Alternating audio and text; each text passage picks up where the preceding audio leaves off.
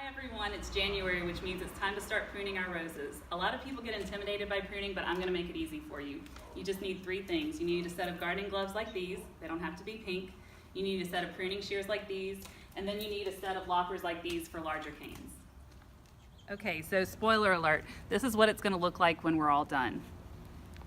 So here we have a nice rose called Abraham Darby, and we're going to start by trimming out all of the dead wood and any thin, weak growth that's thinner than a pencil.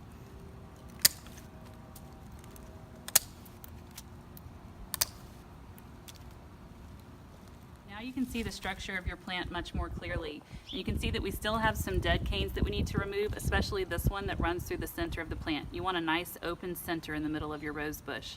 And then we're going to trim the remaining canes to where they're about 6 inches off the ground. So I'm going to remove this dead cane from the center of our plant along with these two other canes. So now we're going to trim these remaining canes to where they're about 6 inches off the ground, and we're going to do it at a 45-degree angle.